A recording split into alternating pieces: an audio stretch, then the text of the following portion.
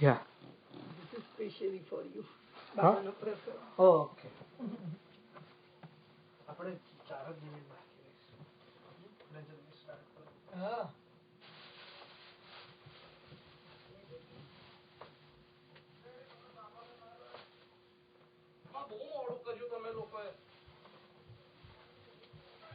खराब लगे ना broadcast अब फिर when people start walking.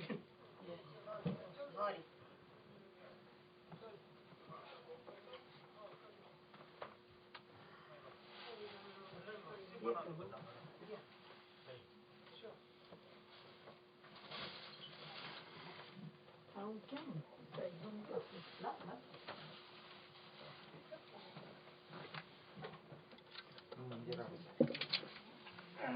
आप भजन में लिस्ट है माता में देव पर रजो ना Ravi and this is the list of the bhajans for you. You want to sit here, right? Yeah.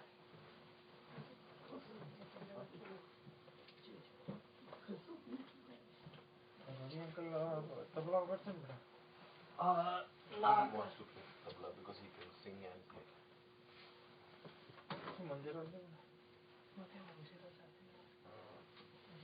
Let me just check the broadcast.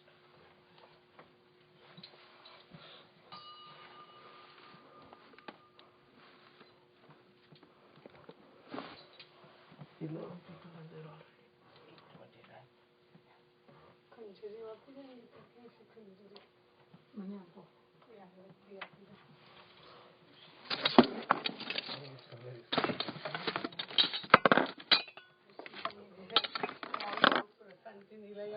Ma, make sure you don't touch here, नहीं तो phone will die. Okay. No, I will not touch. No, auntie, auntie. See, auntie, auntie. Now.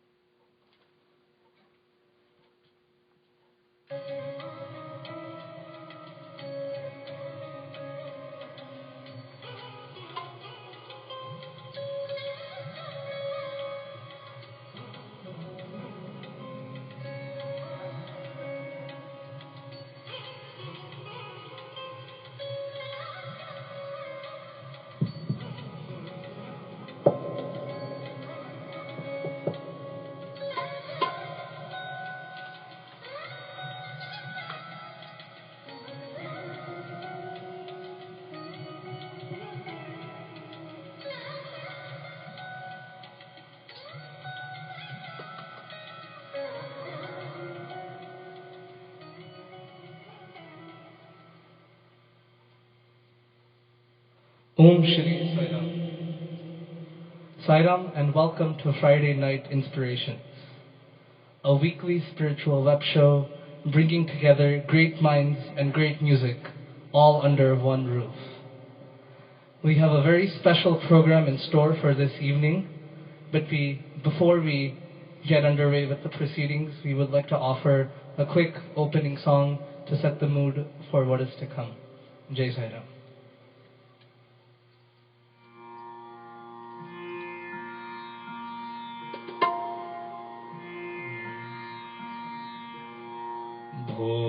Shambho Shiv Shambho Swayambho भो शंभो शिव शंभो स्वयंभो भो शंभो शिव शंभो स्वयंभो भो शंभो शिव शंभो स्वयंभो भो Shambho Shiv Shambho Swayambho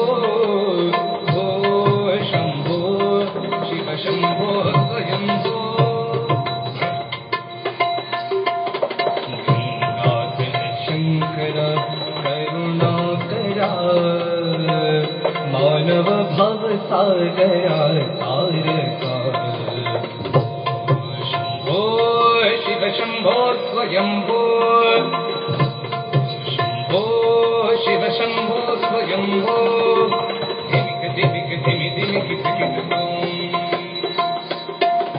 धिनिक धिनिक धिनिक धिनिक धिनिक तोम तोम तोम तरिकिट तरिकिट kit तोम Matang मुनिवर वंडित ईशा सर्व दिगंबर वेश्वित वेशा नित्य निरंजन नित्य नटेशा मतंग मुनिवर वंडित ईशा सर्व दिगंबर वेश्वित वेशा नित्य निरंजन नित्य नटेशा Shambho Shiv Shambho Swayambho Shambho Shiv Shambho Swayambho Shiv Shambho Swayambho Shiv Shambho Swayambho Shiv Shambho Swayambho Shiv Shambho Swayambho Shiv Shambho Swayambho Shiv Shambho Swayambho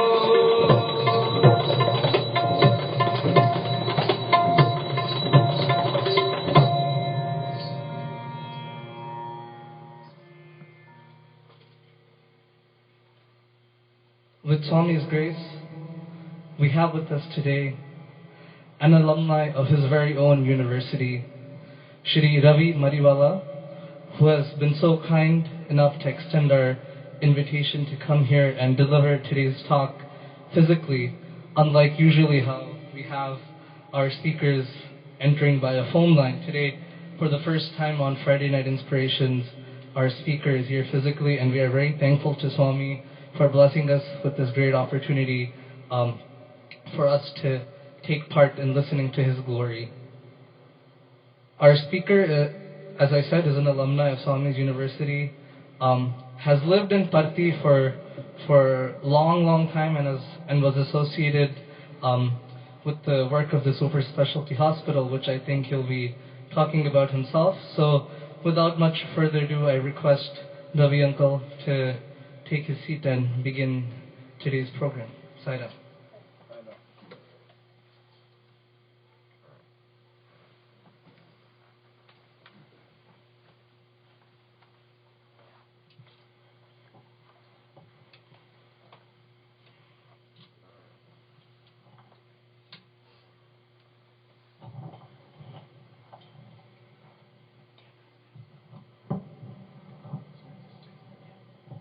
Make sure the cameraman देखाए पता नहीं.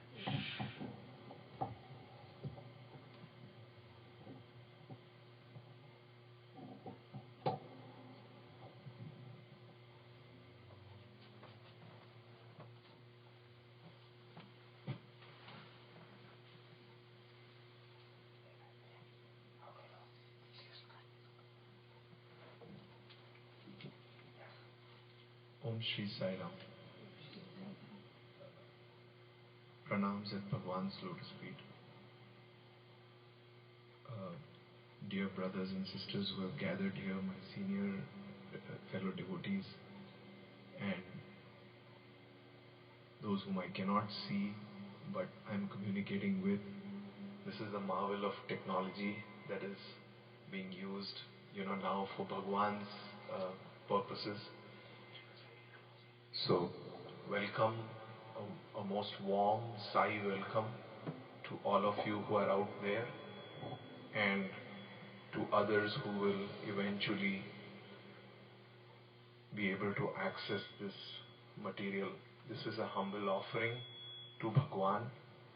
This is an offering of gratitude to him for what we had an opportunity to witness, for the amazing gifts, internal gifts that he gave us, and the amount of time he spent with us during those precious and sacred years that he kept us close to him at Parthi.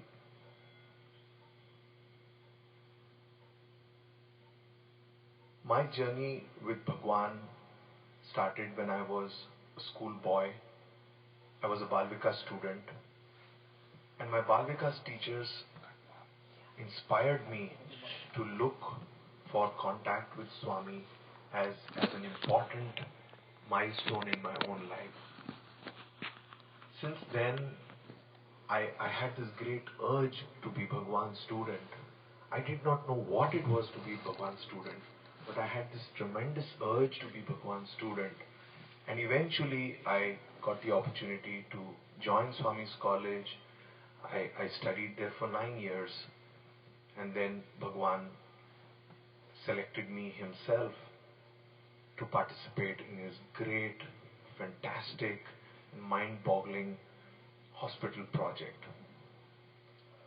I served at Bhagwan's hospital for 15 years. It was a tremendous experience. It was enlightening, transforming, and a most touching experience to be part of his one of his jewels of his own mission. So this is a kind of quick background of what I did at Parthi, and with these few words I will go into what I have planned to share with you during this session over the next 45-50 minutes.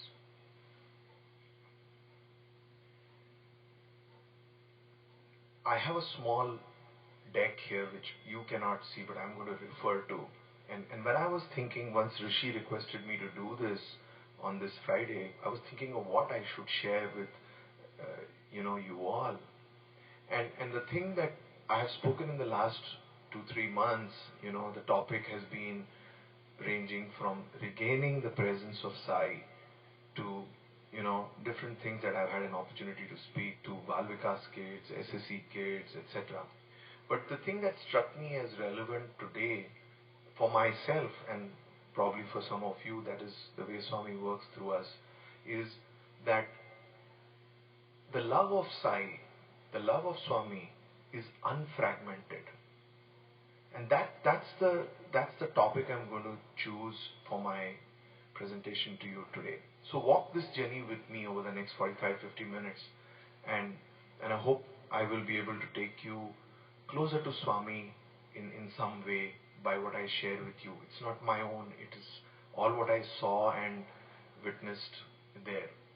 And the other thing that I want to tell all the devotees and students and others who tune into this video whenever they do is that this unfragmented nature of Bhagawan's mission, there was nothing like worldly and spiritual.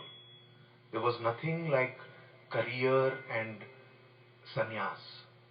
Swami's vision was truly one. And that oftentimes, hits me as one of the key defining things. If anything can define the avatar, one of the things that can define him is this unfragmented view and life. He lived his life with that lack of fragmentation.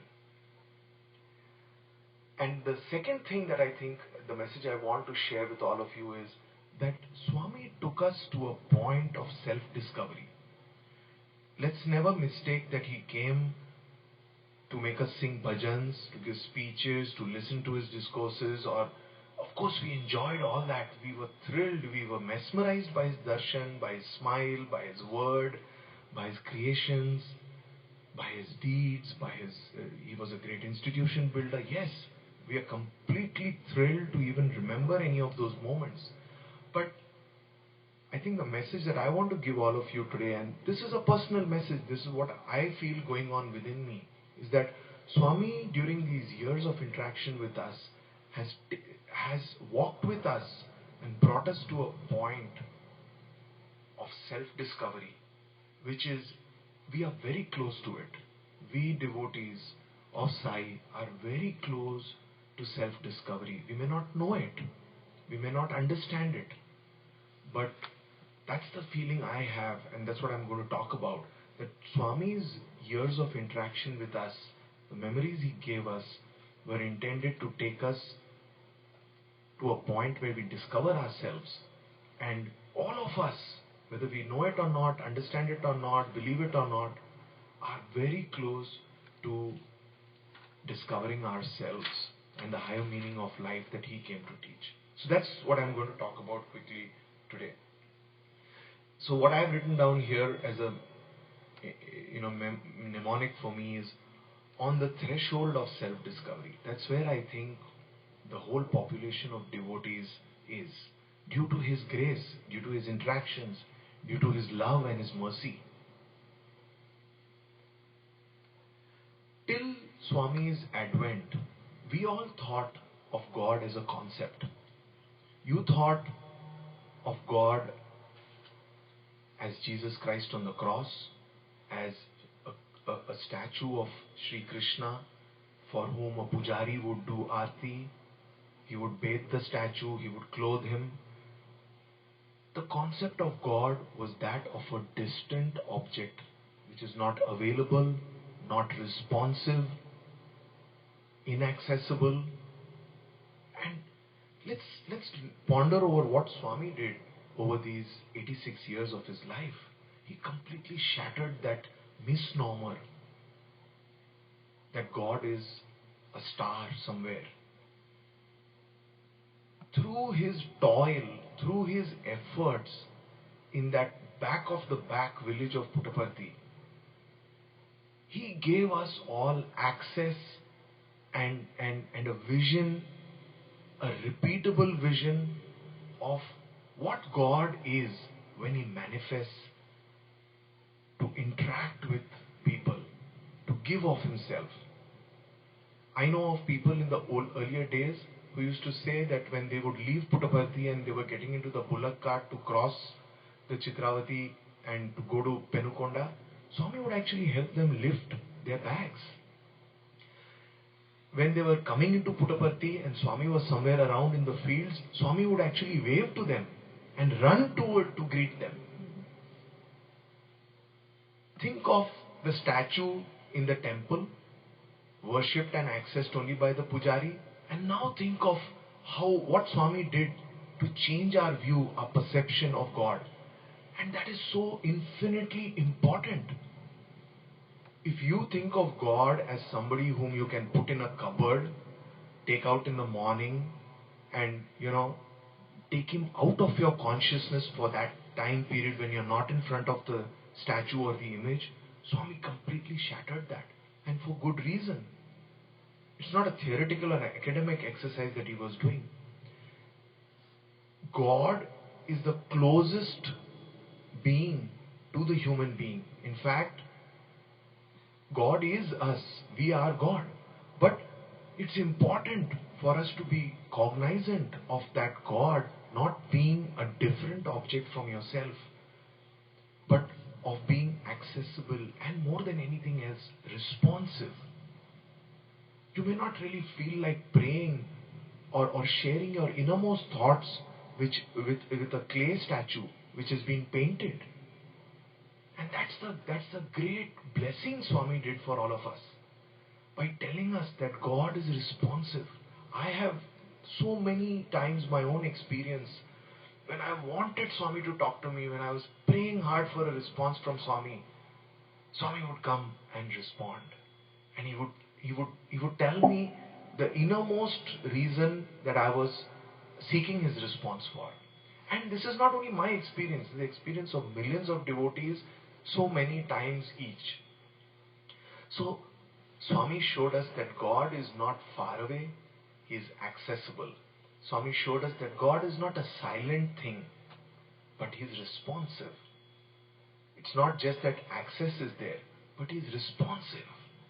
He's vibrant. He's looking after you. And that, in my mind, is the huge security we all have. It's the huge feeling of comfort, certainty that all of us have. Because we know, all of us who have interacted with Swami know that he is there for us. The fact of his being responsive shows that when we call, and even when we don't call, he is there. So who was Baba? Who is Baba? For generations to come, mankind, as it gradually becomes aware of Baba, his deeds, his words, mankind will really struggle to imagine that a person like that walked the surface of the earth. And I don't mean to be, sensational here. But all of us who have interacted with Swami, who have experienced Swami, have no idea of the fact that in the years to come, mankind, everyone alike on the earth, is going to be marveling at the fact that a personality like that walked the earth. A personality like that gave of himself completely selflessly, did all these institutions that he built for not a single gain that can be attributed to him. And we will never be able to fathom their feeling, because you and I saw Baba as a human body. I remember there were times in the interview room when Swami had called us in for some work, and Swami would, come into the interview room, and I was not a very tall boy myself, but I remember, looking over Baba's hair. Baba would walk in, and that kind of closeness we had. So, at that time when you're with him, you probably miss the point that this is that worship worthy Lord, whom Moses saw in the bush on fire. One person was given that vision. And here we were brushing shoulders with Bhagawan so many times during our stay at Parthi. We had so many opportunities to interact with him. And I say this more because in the years to come, as people will rely on us to tell them what we saw and experienced, and they will continue to marvel that such a personality existed, such a personality interacted with us and did all these fantastic things. And that is also the other great thing about Swami, that he always kept away from the media glare, from the media stare. And it was all for us. These small, finite number of individuals that we were, who were interacting with him, we would never have had this opportunity to get so close to him if the media had been allowed to come there. Look at the convoy of cars that is behind every president or prime minister's car. But Bhagawan saw to it that that did not happen to us. His deeds were wondrous. I have myself seen him walk on the ladies' side to the interview where people are sitting for the interview. He had called some people. He would look in the person's eye, tap the knees of that lady who had been on the wheelchair for 20-25 years, take her hand and make her walk to the interview room. Devotees would applaud, yes, but look at how he withheld this popularity from going to the world at large. I don't mean this in a negative way. It was for us. This immense power that this Sathya or Raju held, even at the age of 6, when his sister said, Swami, it's going to rain. She didn't call him Swami. Raju, it's going to rain. We need to bring the hay into the barn. And this little boy of 6 said, Venkamma, Vanaradu. And he brushed the clouds aside with his hand. Can you imagine the power, the potency, the immense control over elements that he had? I'm reading a book right now of Swami which is called Divine Games of Balasai. There are such amazing things written there. Swami walking on water, Swami sending the flooded Chitravati back. One day some foreigners came to Swami in the early days, in the 40s, and they wanted Ganga Jal. And Swami, when they walked to Chitravati, suddenly they saw sweet water flowing in a river. Nobody knew the source. Just stop for a moment to ponder that this great power, this great being who could do so much, who has demonstrated the power of God as manifested in that human form, withheld this knowledge from becoming common knowledge. It is only for you and me, so that we could continue to have access to him. We could continue to hope that we will get an interview, to be able to touch his feet. And that is the beauty of the power. In some respects, this great power, this great love is also powerless. It makes itself vulnerable. It makes itself accessible. It has come for you and me. And I often like to say this, on the 50th birthday, when Swami was giving darshan in the helicopter, there were 2 or 3 people beside Swami. It was an open helicopter. It was a small helicopter in those days.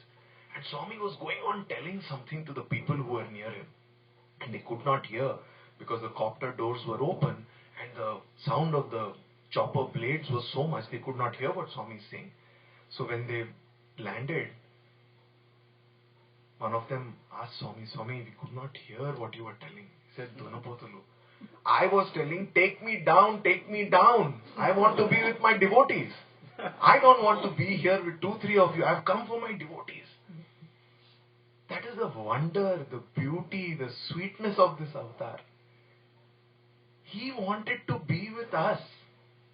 He was the great universal cosmic power. And just stop and think, all of us. Do you even know the meaning of universal? You and me who cannot see more than 20 feet, 50 feet. We say the words universal, cosmic. No scientist till today knows the extent of the universe. But still we use the word universal and cosmic. But this power that we know really had control over elements, over diseases, over cancer, he has even revived the dead. There are recorded stories of that. This great power on the 50th birthday was saying, take me down. I want to be with my devotees. The great power was always sweet, simple, humble, loving, accessible, and most important for us, responsive. Imagine as a small boy, one day I was praying that Swami, I should get 50 out of 60 marks in my chemistry paper when I had not attempted even 50 marks. And I went to the mandir and I gave Swami the letter. And he took the letter and he said, I know, Naku telsu, Neeku vachestundi. And I got 52. I had attempted 45 marks, but I got 52 marks. Now, weigh these words in balance. Cosmic, universal, person who has control over the elements, who has given Jyoti Darshan to thousands of devotees. This same God was also willing to acknowledge my prayer to get 50 marks out of 60, which is a trivial matter even to me, even to myself. But that is the sweetness and the responsive nature of God. That is what He came for, to show us, not only to me, Ravi, but to you, to all of us, that I am there for you. There is one person who cares. Sometimes even your wife or your husband or your father or mother may not have time for you. They have their own cares. But here is the cosmic Lord. He has thousands of devotees to look after. He has thousands of institutions growing, coming up. But He also has time for us always. And that is what we need to remember, recollect at this time, that the same Lord who showed us that during His lifetime is still doing that, is still available and responsive to all of us. And that's the other point that I want to move on to from this point, is that for us who saw Swami, for us who interacted with Him to varying extents, some people less, some people more, but one thing is common with all of us, that all of us were inspired by Him. All of us were crazy after Him. Let's admit it. There's not a devotee who was not mesmerized by Bhagawan, who did not feel the joy and the peace and the comfort and security of being close to Him. For us, let's remember, the most important thing is that all we need to do, having known Him, having tasted that sweetness, that amrut that He represents, for us, the only thing that we really need to do is remember Him, remember Him, remember Him. Recollect those joyous moments that we had. Recollect the videos that we have available. See that, remember that. I firmly believe that what is the sadhana you and me need to do? We are very fortunate. Even if you don't know Sanskrit and cannot learn the Vedas, and even if you learn the Vedas, to understand the meaning of the Vedas is so difficult. But you don't need to tell a devotee what he felt when Swami passed him and made contact with his eyes. You don't need to tell any devotee how close he felt when he came out of the interview room. What is the thrill, the joy that he had at being with Swami in the interview room. You don't need to tell a devotee that how he made phone calls to tell his family and others that he had got a namaskar from Swami. Irrespective of how close he had been to Swami, the sweetness, the love, the power of being with Swami has touched us so much. The memory is so strong that all devotees need to do is spend time recollecting that. And I need to thank Rushi at this point to be given this opportunity to talk, and this is what happens to me every time I'm asked to speak. I drift away from Swami in my work, family, travel, other things. But when I'm asked to speak about Swami, it brings me back. It's not that I have so many experiences, but you try to go back and you come into your heart. You dwell in the place that Swami awoke in all of us. Swami has awakened. What is the peace, the love, the joy that all of us feel? If you localize it in your body, it is in your heart. It is not in your head. Because the head is the seat of the brain and of the mental activity. When your boss shouts at you and you're worried about your job, your head starts becoming active. When you're about to miss a flight or a train, your head starts thinking. But when you think of Swami, your focus comes into the region of your chest, which is the heart. And I want to quickly dwell on Swami.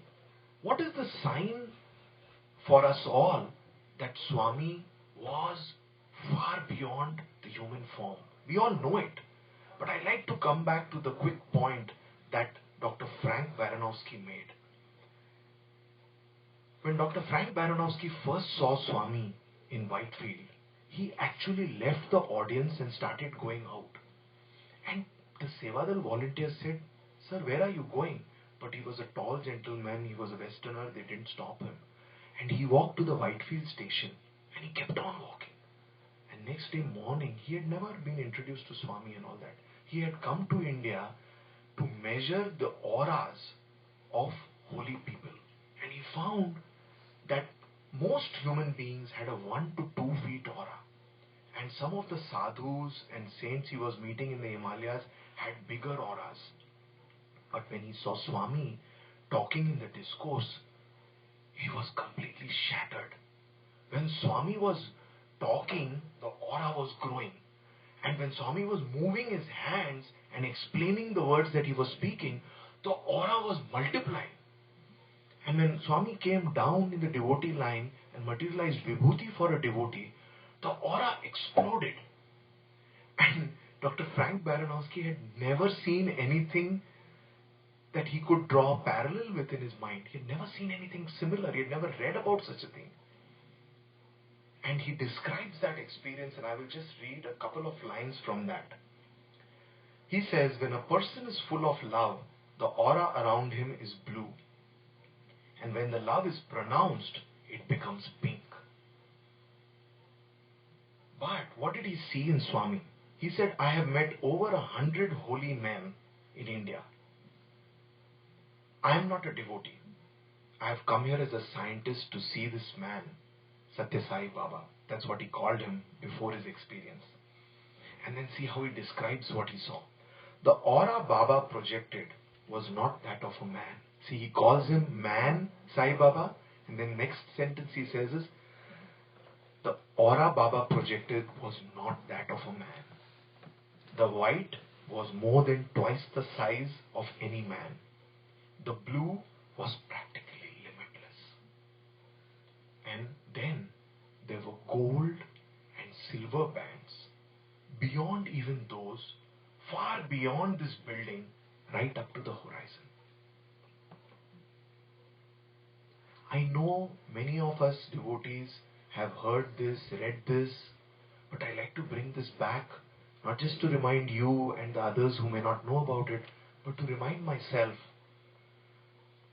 that truly you and I had the opportunity to see for years what Moses on the hill saw in terms of what he described as the burning bush.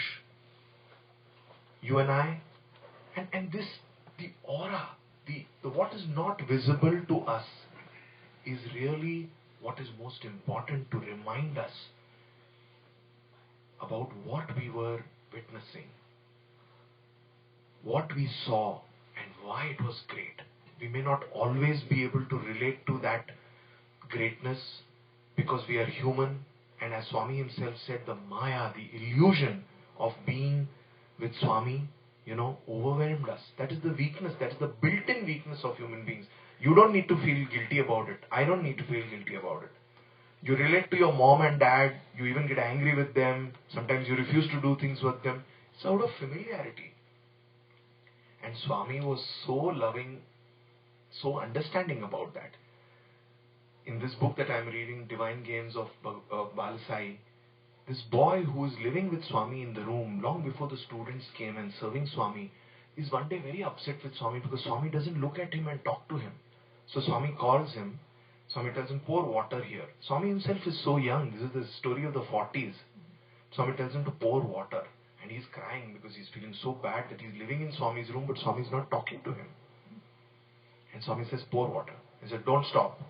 And because of that distance that had come, he was scared to stop. So he kept on pouring water. And Swami was actually writing a letter. The letter pad was near the glass, near the cup. And he kept on pouring water, but he slowed down. And Swami said, pour. And then he poured. And then the water came out of the glass and started wetting the letter pad that Swami was writing on. And then Swami said, Donapota, can you not see you're spoiling the letter that Swami has written? And he stopped. And this is the beauty of Swami. The games he played with us. He came down to our level so that we can talk about him, think about him, smile about our memories. And he said, that's why I'm not talking to you. And he couldn't understand. This little boy was 14 or 15 or 18. He couldn't understand. And Swami said, you are like this cup. It is full. It is full to the brim. I've given you so much. You cannot hold any more. And then Swami said a beautiful thing which I think is for all of us.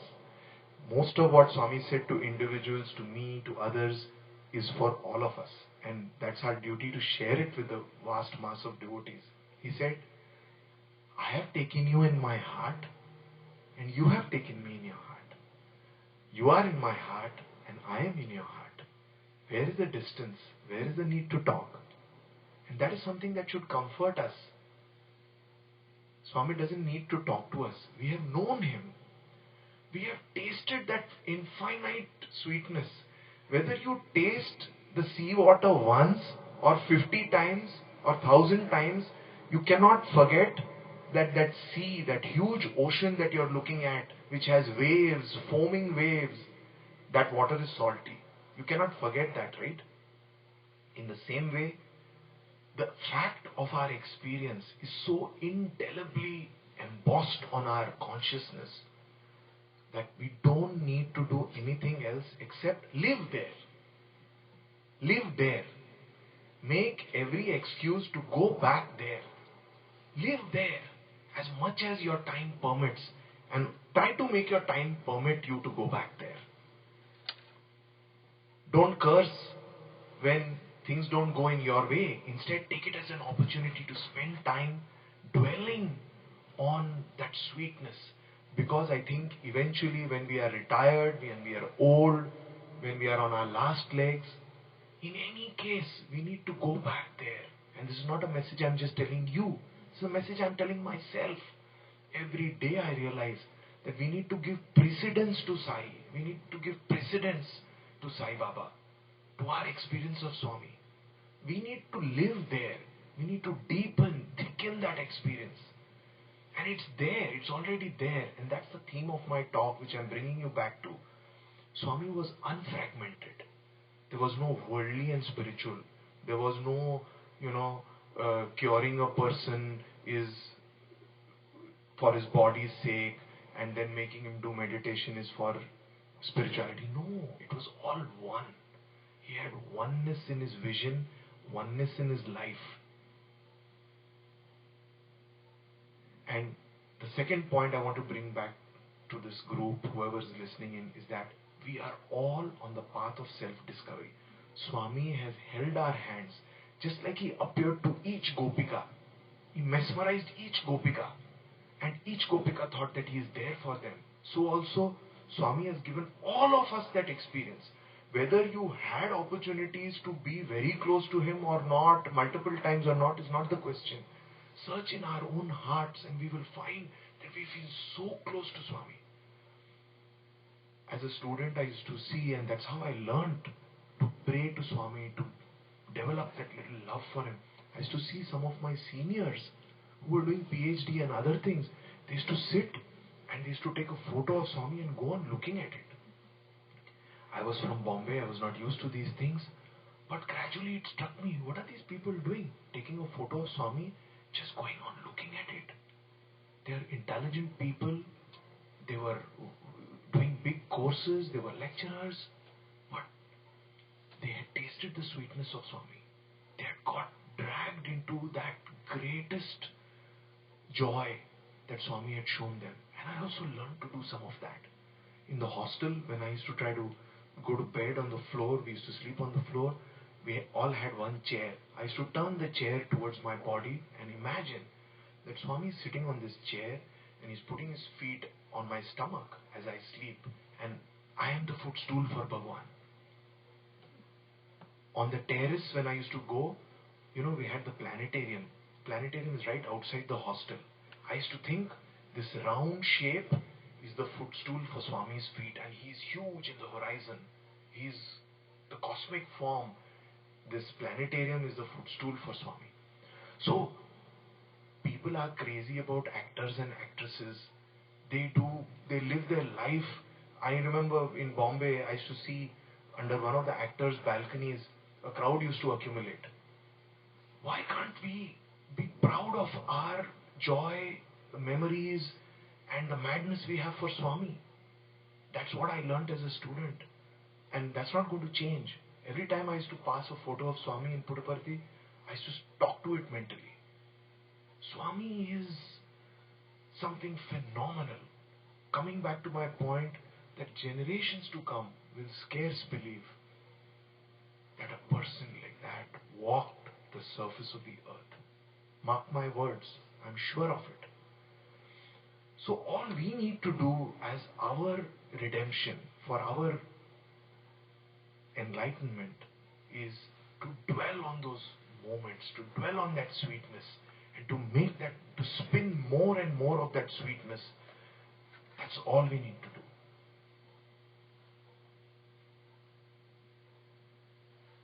I have a quick story which I'll tell you before I wind up. There's this beautiful story about Paderewski. He was a very great musician. And I thought about this story because Rushi and his friends are so much into music. Paderewski was a great pianist. He also happened to become the Prime Minister of Poland. And this is a beautiful story. It's a small story. There was a mother who took her child, her son was learning piano. He was learning the basics of piano. So she took him for one concert of Paderewski. They went to the auditorium and she found a friend in the next row, so she went to talk to that friend. This was before the concert began. And this little boy, seeing that he had got freedom because his mom was not there, just wandered away from the auditorium. And he found one door which said no admittance. He opened that door. Kids, they have no limits, there are no borders for them. He went in. When his mother came back to her seat, she saw that her son is not there. And at that moment, the auditorium darkened and the curtains opened. And she saw her little boy sitting in front of the piano with both hands on the piano, starting to play the nursery rhyme, Twinkle, Twinkle, Little Star. And she was horrified. At that very moment, the great pianist Paderewski entered the stage. He was not at all surprised. That's the greatness of great people. And he whispered to that little boy, don't quit, don't stop playing, keep playing. And he put his left hand at the side of the little boy's hand and played the bass notes. And then he put his right hand on the right side of the boy and played the high octave notes. And together, the great master and the little boy, who didn't know what's going on, produced great music. The point I'm trying to make here is that we are small, we are little, our journeys are difficult, our path is cluttered, our vision is unclear. But Bhagawan is there with us. He is that master who is happy to guide us. His arms are on both sides of us on this piano of life. He is playing. Sometimes you may not be conscious. You may think you are playing, you are living, you are working, you are struggling. But actually He is accompanying you on both sides. He is accompanying you. And together, you alone cannot make great music. You alone cannot make a success of your life. With Him accompanying you, great music can be made. And let's bring back to our memory what Swami always said. I will not walk behind you, for you cannot lead me. I will not walk in front of you. I will walk with you. And relate that to the fact that the great master played the piano with the little child. Never for once thinking that, hey, what does this child know about music? Together, Swami and I, Swami and you can produce great music. The power that Swami manifests can flow through you and me. It will not achieve things which are worldly great, but it can achieve touching things. It can create inspiration. It can create transformation. On a lighter vein, it is said that going to church doesn't make you a Christian any more than standing in a garage makes you a car. Just by going to the temple or going on a pilgrimage, not necessary that you will get transformed. Everything that goes to a garage is not a car. So, we had these great experiences. We had irrefutable proof that Swami knew everything, that Swami would help us, would respond to us. Yes, that part is done. But the mere fact that we had those experiences is not enough at this point. We need, like I said earlier, to dwell on it, to thicken it, to go back to that and relive those moments again and again and again.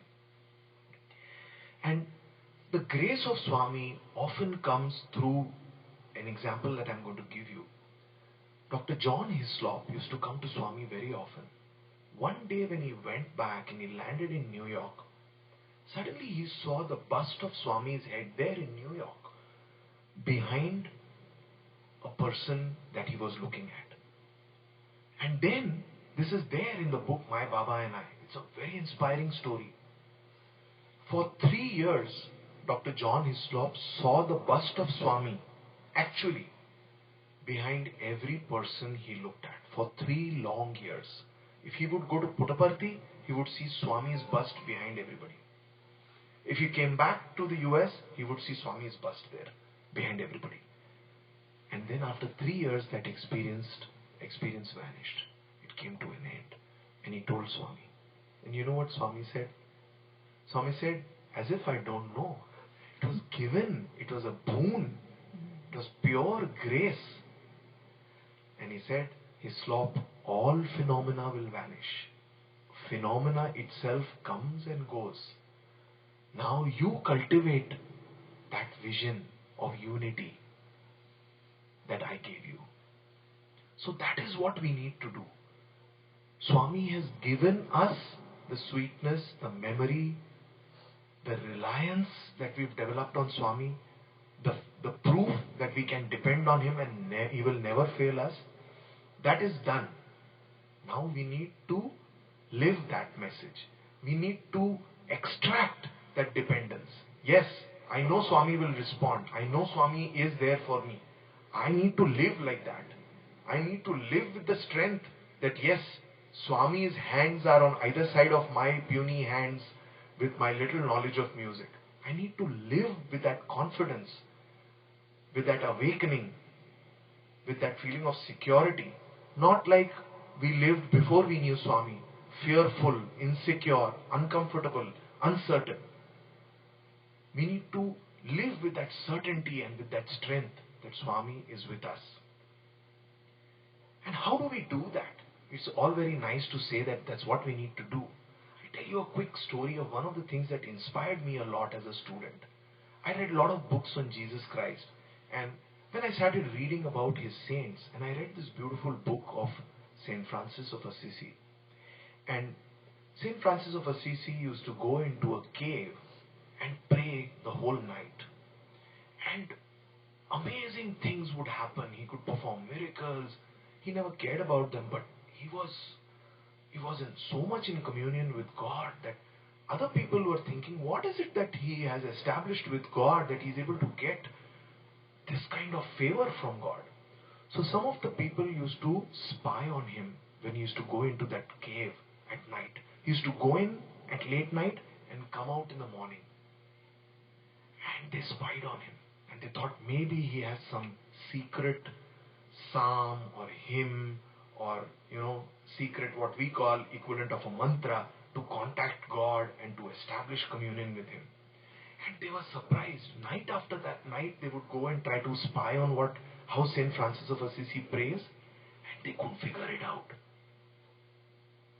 Saint Francis would kneel and say, Father, my beloved Father, dear Father. And then there would be long gaps. And then again he would say, Father, Father, Father, my beloved Father. Gaps.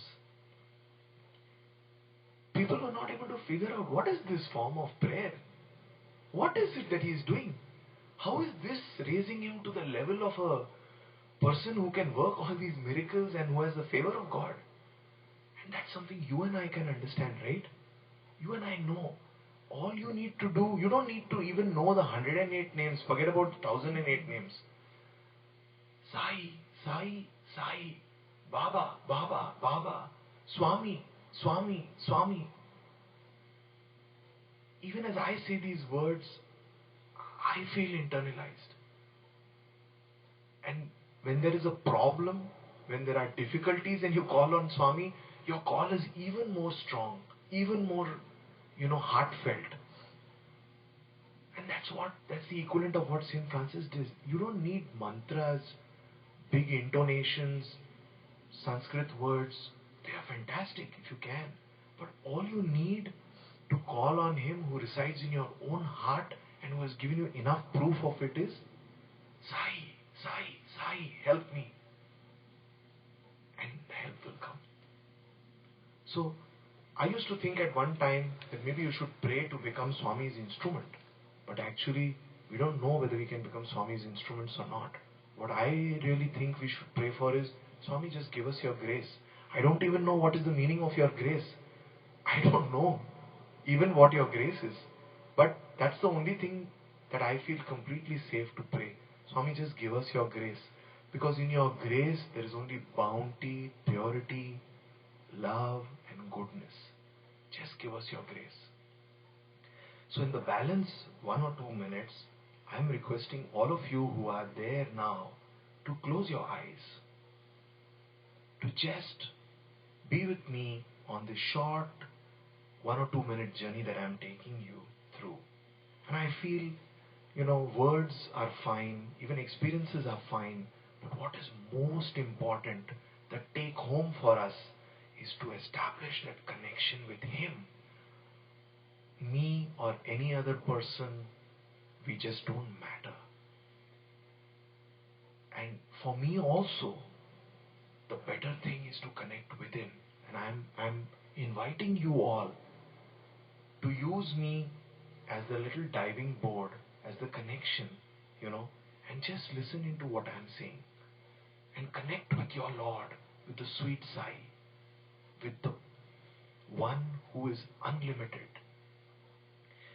Just visualize him, or bring to your mind any beautiful incident that you had with Swami, or even any great darshan that you saw, whether on Shivaratri, or with the white robe on birthday, or with the yellow robe on Janmashtami. Just bring back that image to your mind. Okay? Now, try to bring your consciousness down to the region of your heart. Raman Maharishi said that the Atma resides in the region of the chest on the right side. Let's just think that we are connecting with Swami, with this beloved, sweet, closest thing that we know in our heart center. Think that he is seated in front of you on a beautiful throne. Think that you have this garland in your hands, and think that this garland is nothing, is not flowers that you have picked from a garden, but they are the choicest offerings of your love, your feelings, your emotions, and your resolutions that you want to place before Swami. Swami accepts everything, always. We may not have had that opportunity to garland him while he was on earth, but Swami himself says, Manasik puja is much stronger than physical puja. And that's what all of us have the license to do. So take that opportunity. Place on his body, on his shoulder, the beautiful feelings, the love that you hold for him, the memories that you have of him, and the resolutions that you make. Place that on him. He, as usual, smilingly accepts it and asks you to touch his feet. Kiss his feet. For therein lies the redemption and the enlightenment for us. Meditate on those beautiful feet. And remember that there is now no separation between you and your Sai. For all this is in fact occurring in your own heart. It is not happening in a room or a hall in some part of some country. No. It is happening in your own heart. Remember that. And even beyond this particular session or this moment, let us try, whenever we have an opportunity, to do some form of Manasik Puja and to bring Sai and ourselves together in the region of our hearts. And I'm a small boy, I don't have great spiritual experience. But from whatever little bit I know that the head is the center of mentation, mental chatter, thoughts, memories. And it always takes you from past to future. But in the heart, that's the place where there is purity, silence, and communion with Sai. Connect with him in your hearts. Place one flower before Swami which says, Hey Lord, great institute builder, great builder of institutions, who built these great hospitals not for devotees, but for people who never even knew about you. Lord, who built these educational institutes to bring into the young minds knowledge of spirituality while they studied. Lord, who built these beautiful peethams, these ashrams where we can go and connect with the divine, Puttaparthi, Vrindavan and other places. Thank him for setting those up for us. More than anything else, Lord, we are so grateful that out of the millions and millions of people on this earth, you chose us who have no qualification, who have no great abilities. How many of us devotees are great musicians or great scientists or great career people. No, many of us are ordinary people, but He chose us. And that's the story, right? God does not call the equipped. He equips the called. God does not call the equipped. He equips the called. Jesus called the fishermen and the ordinary people of the day. Swami called you and me ordinary, unqualified, ordinary people. And Lord, from our heart, accept our gratitude for having called us and giving us this great exposure to your sweetness, your love, and your highly responsible and responsive power and grace. With these few words, I thank you all for this opportunity, for sharing some of my spontaneous thoughts and ideas. And I thank Bhagawan for having given me a chance to dwell on Him, which for me is the biggest blessing. Thank you. Sai Ram.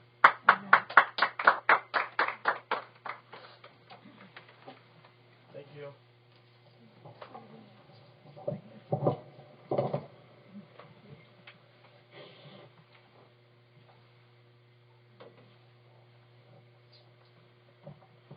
Sai Ram, and thank you so much, Ravi Uncle, for that very, very inspiring talk.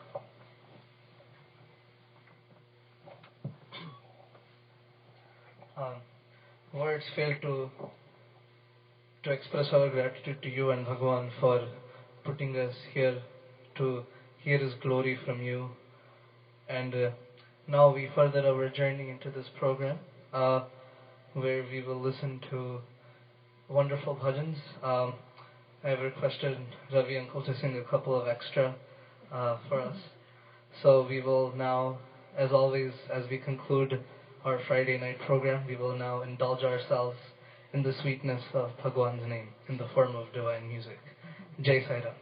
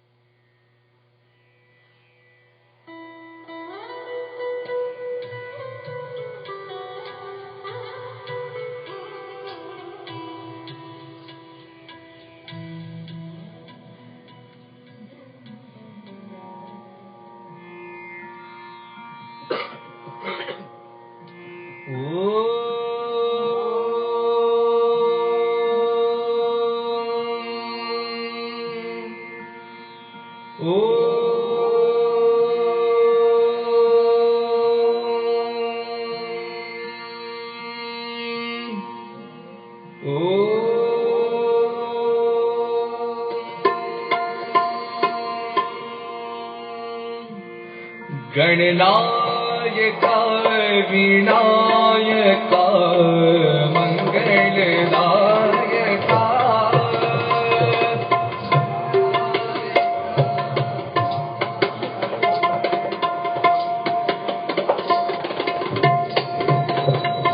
गणनायका Vinayaka मंगलदायका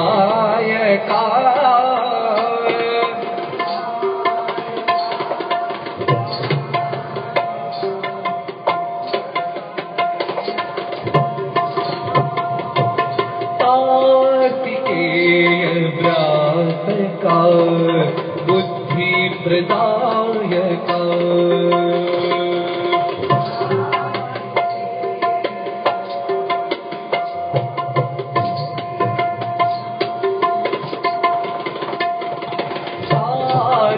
Kartikeya प्रातका बुद्धि प्रदायका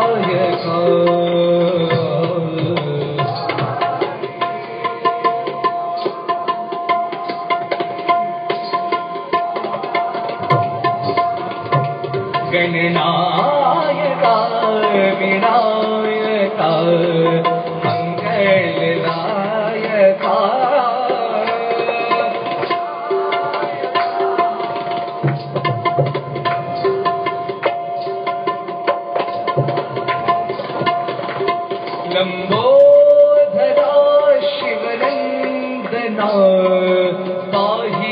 गजानना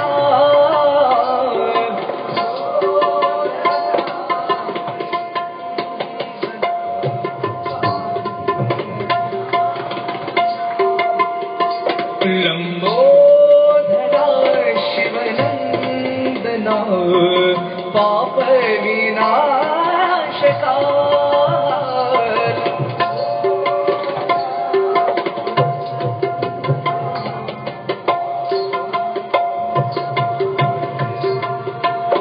शांति प्रेमदायका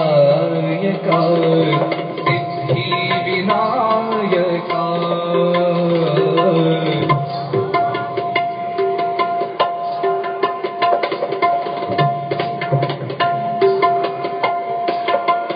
भजो शांति प्रेमदायका सिद्धि प्रदायका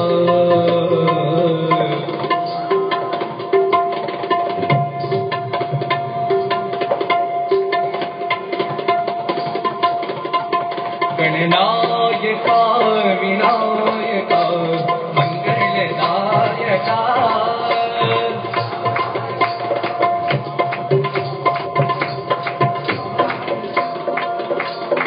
कार्तिकेय व्रातका बुद्धि प्रदायका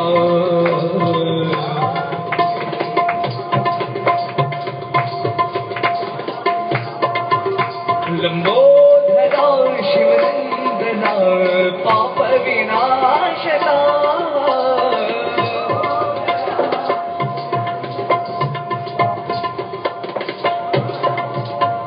शांति प्रेमदायका सिद्धि विनायका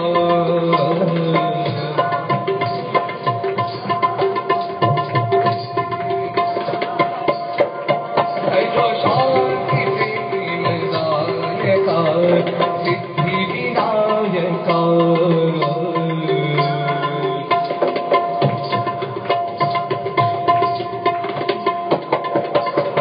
जय जय मंगलदायका जय जय बुद्धि प्रदायका जय जय पाप विनाशका जय जय सिद्धि विनायका जय जय मंगलदायका जय जय बुद्धि प्रदायका जय जय पाप विनाशका जय जय सिद्धि विनायका बोलो जय जय साई विनायका गणनायका विनायका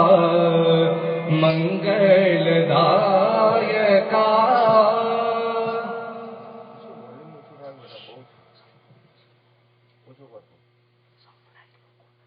सत्यं ज्ञानमनन्तं ब्रह्म सत्यं ज्ञानमनन्तं ब्रह्म सत्यं ब्रह्म ज्ञानं ब्रह्म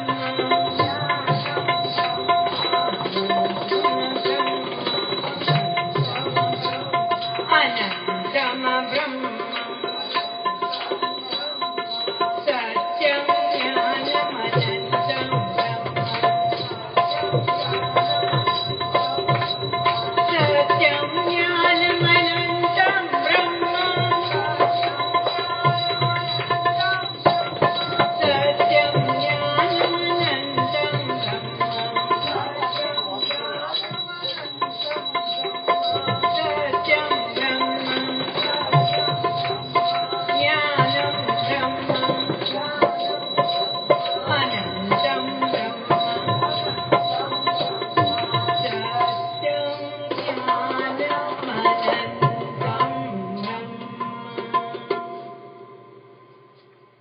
जगदोधारण प्रतिविहारण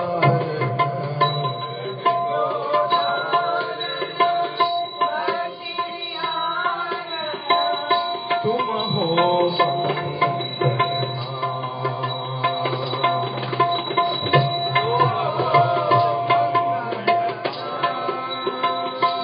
प्रभु तुम हो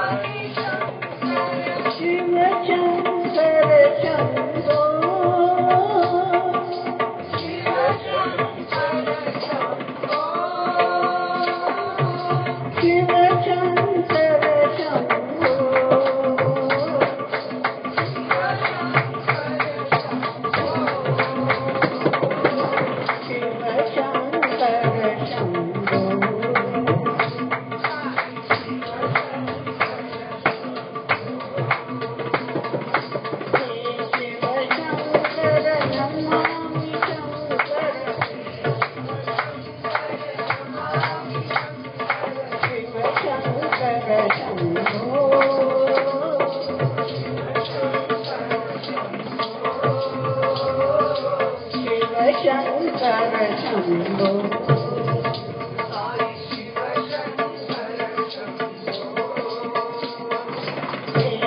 गिरिजापति भवानी शंकर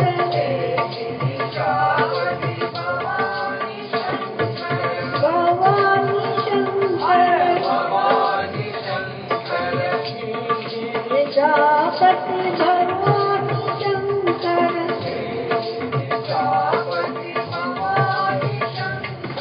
शिव शंकर शंभो शिव शंकर शंभो शिव शंकर शंभो शिव शंकर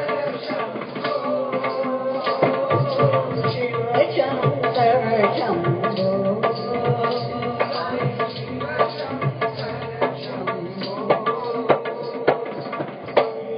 शिव शंकर नमामि शंकर शिव शंकर शिरडी के भगवान साई राम शिरडी के भगवान साई राम परती में तूने जन्म लियो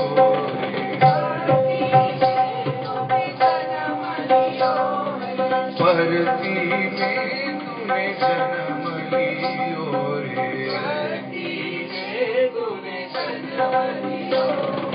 शिरडी के भगवान साई राम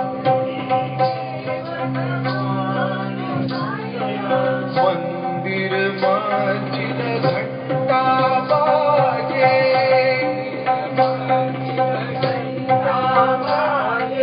मंदिर मस्जिद घंटा बाजे तेरे ही नाम की महिमा का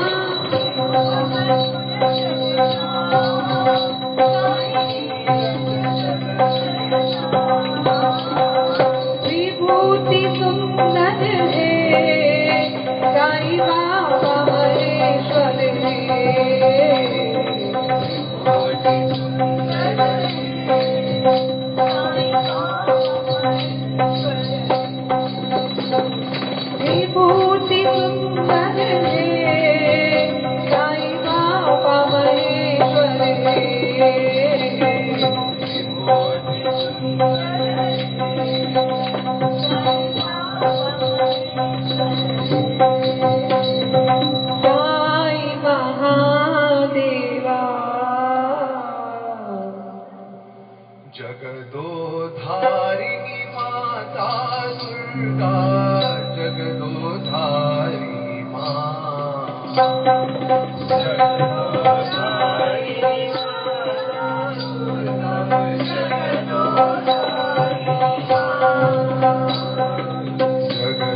जगदोधारिणी माता दुर्गा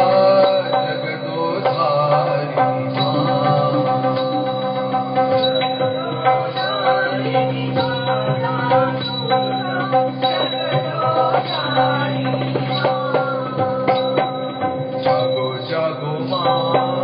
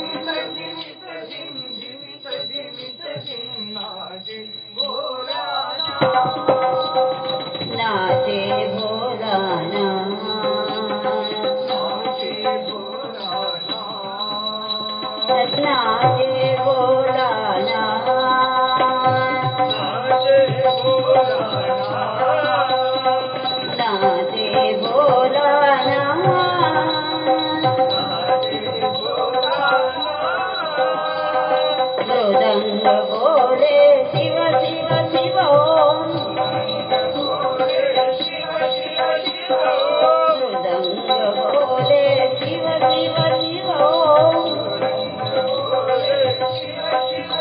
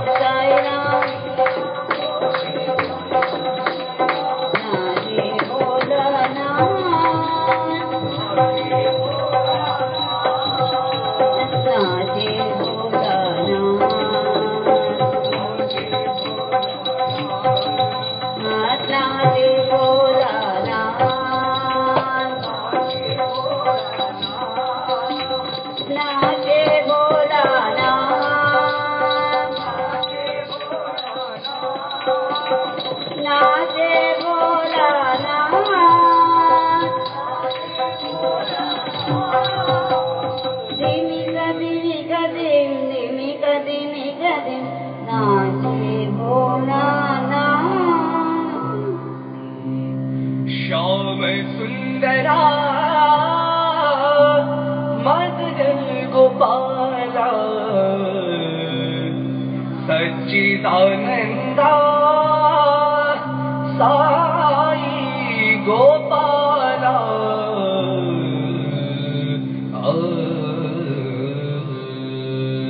हरि नारायण हरि नारायण हरि नारायण गुरु रे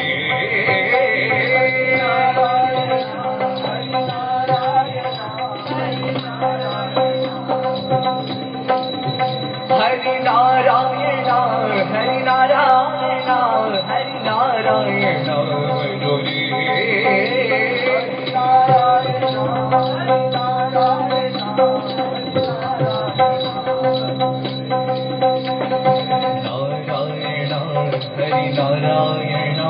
साई नारायण भजो रे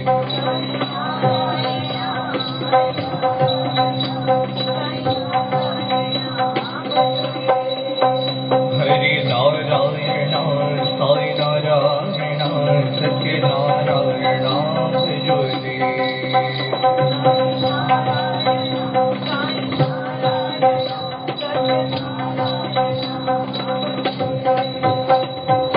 श्याम सुंदरा मदन गोपाला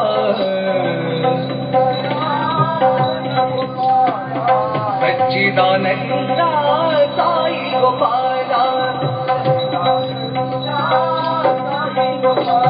श्याम सुंदरा मदन गोपाला सच्चिदानंदा साई गोपाला गोपी गोपालना गोपी गोपालना गोपी गोपालना भजो रे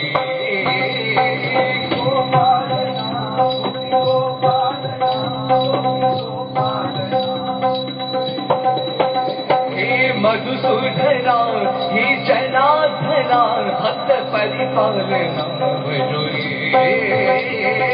मधुसूदना हे जनार्दना भक्त परिपालना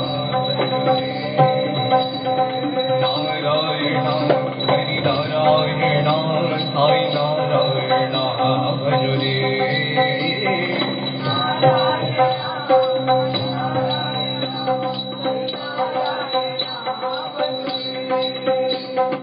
नारायण हरि नारायण सत्य नारायण भजो रे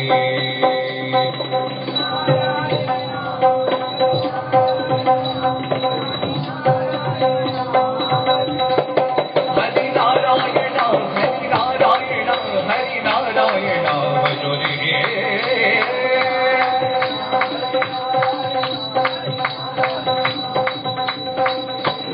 नारायण हरि नारायण सत्य नारायण भजो रे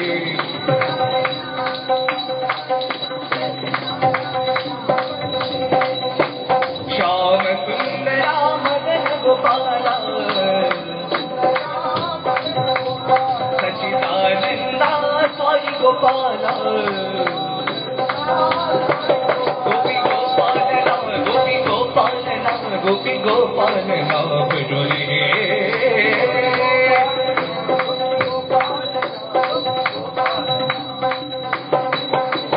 नारायण साई नारायण सत्य नारायण भजो रे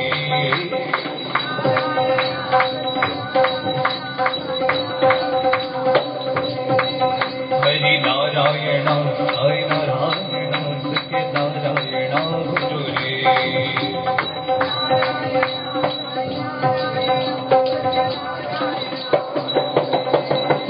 नारायण भजो रे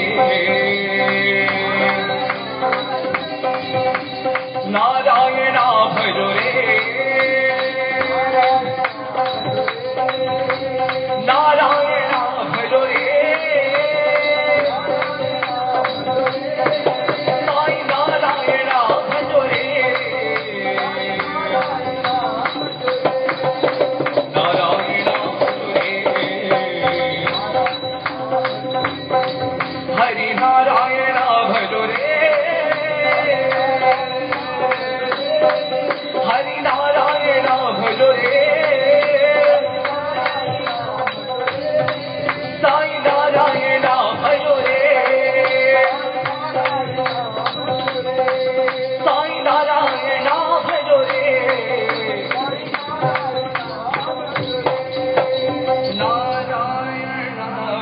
Hari Narayana, Hari Narayana, bhajo re.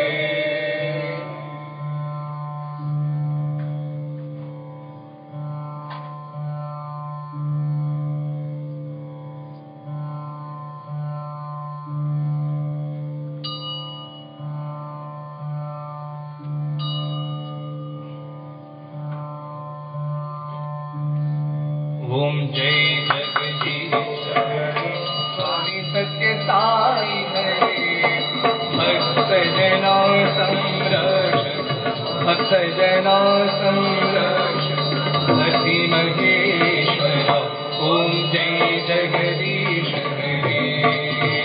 The Lord of the universe is here, Swami Sathya Sai is here, come to say devotees everywhere.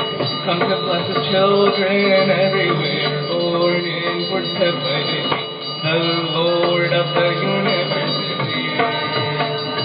All men thankful like the moon, shining with divine inner light, feeling always well satisfied. He is always serving those in need, answering the prayers of devotees, giving grace to you and me. The Lord of the universe. You are Guru, God and Son. Mother, you are everything to us. Father, you are everything to us. You are the divine primal energy, manifests as all that we ever see. You are the one we ever see. The Lord of the universe is here. I, with the sacred form of Om, universal radiance divine, please accept this offering of mine. Of love that burns within my heart, meaning we can never be apart. You and I are ever one. The Lord of the universe is here. Narayana, Narayana, Sathya Narayana, Narayana, Narayana,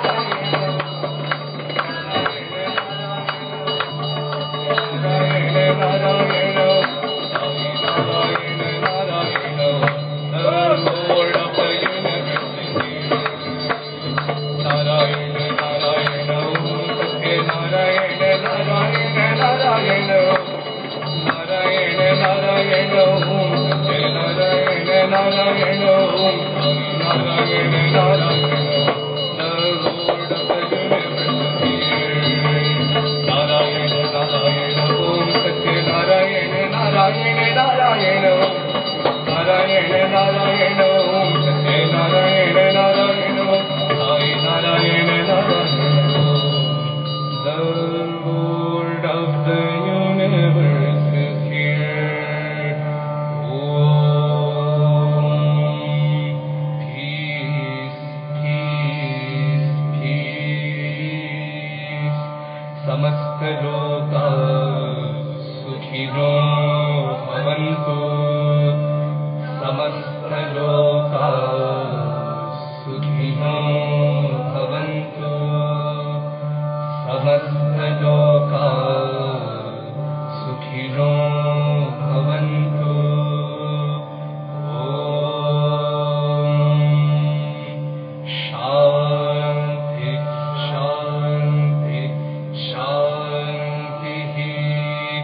जय बोलो भगवान श्री सत्य साई बाबा की जय।